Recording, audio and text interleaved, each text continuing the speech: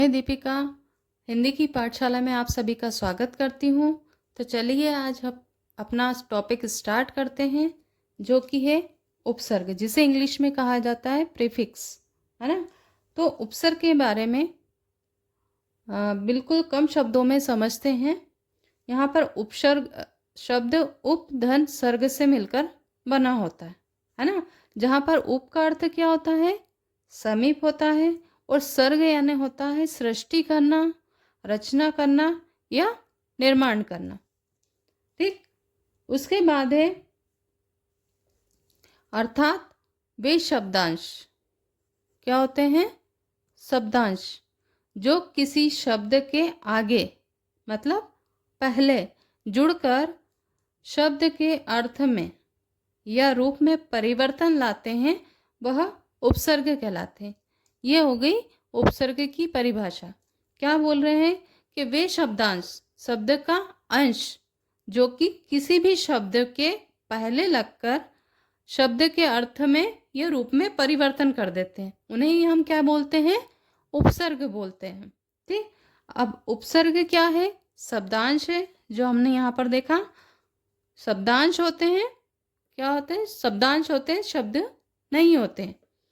शब्द और शब्दांश में यह अंतर होता है कि शब्द का प्रयोग स्वतंत्र रूप से किया जा सकता है, किंतु शब्दांश का नहीं किया जा सकता। उपसर्ग की विशेषताएं।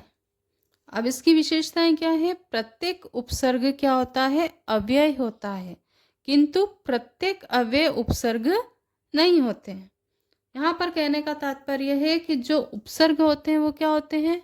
अव्यय होते हैं। उपसर्ग क्या? जो कि किसी शब्द के पहले लगाए जाते हैं। अब अव्यय यहाँ पर क्या होता है? वे शब्द जिसमें परिवर्तन नहीं होता है, जो अपरिवर्तनशील होते हैं, उन्हें हम यहाँ पर क्या बोलते हैं? अव्यय बोलते हैं। किंतु प्रत्येक अव्यय क्या होते हैं? उपसर्ग नहीं होते हैं। दूसरा है उपसर्ग किसी शब्द के आगे जुड़कर नए अर्थ प्रदान करते हैं। उदाहरण के लिए प्रयोग, प्रख्यात, प्रचलन, अतिवृष्टि। अब यहाँ पर हम क्या देख रहे हैं? क्या पढ़ा था हमने कि वे शब्दांश जो किसी शब्द के पहले लगते हैं। अब यहाँ पर हम देख रहे हैं जो प्रयोग शब्द है, इसमें प्र उपसर्ग का प्रयोग किया गया है, जिसमें यहाँ पर शब्द कौन सा था? योग शब्द था। अब प्र उपसर्ग लगने से इसका जो अर्थ है और रूप दोनों में परिवर्तन आया है। अब योग की जगह क्या हो गया? प्रयोग हो गया। अब ख्यात, और इसके आगे क्या लगा? प्र उपसर्ग, तो ये क्या हो गया? प्रख्यात। फिर चलन में उपसर्ग लगा, कौन सा? प्र, तो ये क्या हो गया? प्रचलन हो गया। अब वृष्टि यानी वर्षा, अब इसमें अगर अति उपसर्ग लगा दिया गया तो इसका अर्थ और रूप परिवर्तन हो गया, तो ये क्या हो गया? अतिवृष्टि।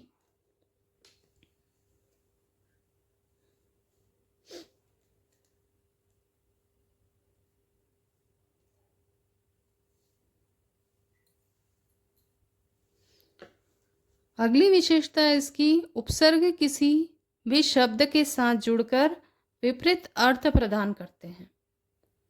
ये क्या होते हैं? किसी भी शब्द के साथ जब जुड़ते हैं तो ये विपरीत, उसका जो अर्थ होता है उसको विपरीत कर देते हैं। उदाहरण के लिए नापसंद, यहाँ पर पसंद क्या था? शब्द था, जिसके आगे क्या लगा? उपसर्ग, ना उपसर्ग लगा, जिससे ये क्या हो गया? विपरीत अर्थ हो गया, तो नापसंद। ईमान यहाँ पर शब्द है, यहाँ पर कौन सा उपसर्ग लगा? बे, मतलब ये हो गया बेईमान। अगला है यहाँ पर अपयश, जहाँ पर अप उपसर्ग का उपयोग किया गया है। फिर है असंभव, यहाँ पर अ उपसर्ग का उपयोग किया गया है। फिर यहाँ पर है अपमान, मतलब यहाँ पर अप उपसर्ग का प्रयोग किया गया है, जिसके द्वारा यहाँ पर जितने भी उपसर्ग का प्रयोग हुआ है उसके द्वारा यहाँ पर विपरीत अर्थ प्रदान हो रहा है शब्दों का। एक ही शब्द में एक से अधिक उपसर्ग होते हैं।